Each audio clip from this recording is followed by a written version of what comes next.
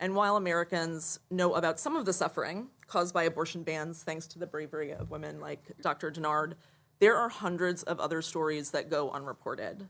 I have spoken to a 21-year-old woman in Texas who was denied an abortion even though her fetus developed without a head, and a hospital worker in South Carolina who watched a college student die after attempting to end her own pregnancy. I get more messages every day than I could ever possibly answer. And while I could share stories that would shock and sicken you in the way that I am shocked and sickened every single day doing this work, I wanted to use my time here to stress that this incredible suffering, this cruelty that treats American women as less than human, is all by design. Despite Republican assurances that cases like Dr. Denard's are the result of legislative growing pains or doctors simply not understanding the law, despite claims that their bans just need to be tweaked or clarified, I want to make clear that all of this pain and suffering was not just expected, it was planned for. Anti-abortion lawmakers and activists would have voters believe that they had no idea that this is what post-Roe America would look like. But they had 50 years to plan for this moment, and they made that plan carefully, strategically, and callously. Every raped child forced to give birth, every cancer patient denied care, and every woman arrested after having a miscarriage was accounted for and strategized over. But with Americans getting angrier and angrier at what abortion bans are doing to their families and communities, Republicans are desperate to hide that truth from voters. They need us to believe that they're not the cruel extremists that their laws show them to be. And they certainly don't want us to know that they planned for women's deaths in the same way they strategize over a talking point or a poll. And I mean that literally. For months, I have been tracking a conservative campaign to sow distrust in maternal mortality numbers. Republicans know that the data is going to show that their laws kill women, so they're preemptively claiming that maternal death numbers aren't accurate. Some states have even disbanded their maternal death review committees entirely, and because the people most likely to die are the most marginalized among us, their hope is that no one will care. I've also documented how the anti-abortion movement laid the groundwork over months to blame doctors for women's deaths, as if the people working under threat of losing their license or jail time are the problem, and not the laws that prevent them from doing their jobs. All of which is to say, when Republicans feign surprise or compassion over post-Roe horror stories, they are lying. They knew that women would suffer and die as a result of their laws. They decided it was a trade-off worth making, and everything they've done since Roe was overturned has been in service of hiding that fact. Most of those lies are hiding in plain sight. When Republicans tell Americans that the national 15-week ban they're proposing is a reasonable middle ground, they leave out the fact that the law would force women to carry non-viable pregnancies to term. Their compromise would do to any American capable of pregnancy what Texas tried to do to Kate Cox. And again, this is not an oversight. It is a deliberate part of a much broader extremist strategy. Right now, there is a quiet but well-funded campaign led by the most powerful anti-abortion groups in the country that is focused entirely on pressuring and forcing women to carry doomed pregnancies to term.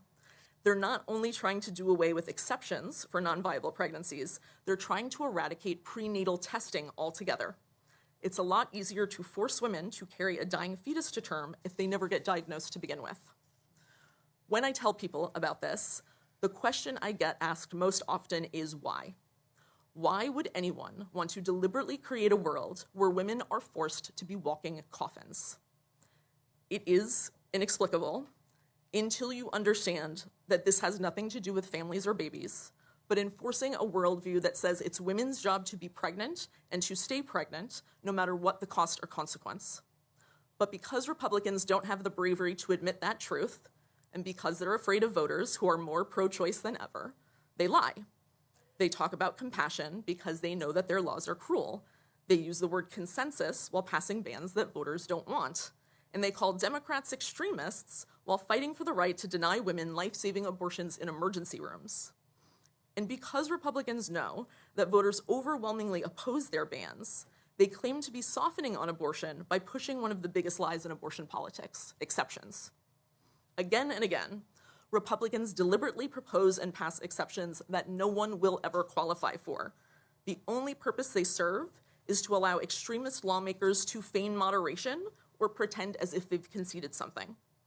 And frankly, Any Republican who claims that exceptions are real should have to do so in front of all the people who've been told that they do not qualify for care, even as they went septic or had their uteruses removed.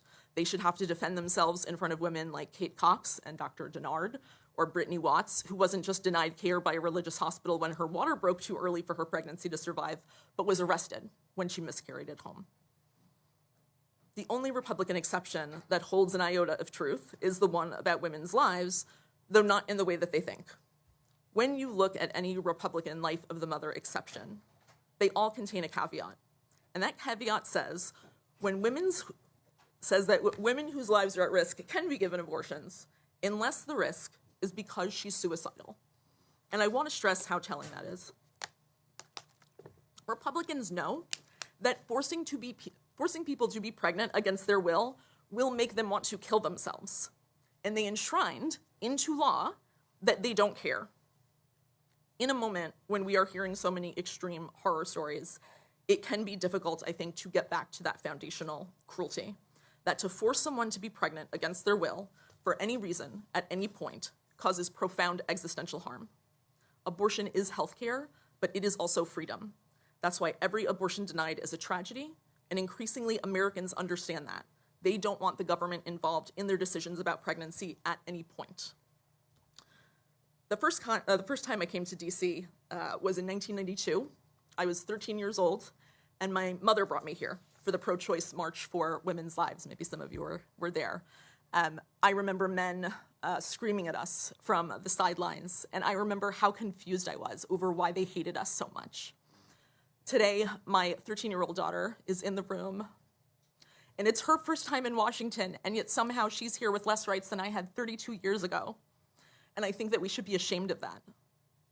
My deepest hope is that she doesn't need to follow in the steps of her mother and grandmother and come here decades from now to defend her daughter's humanity.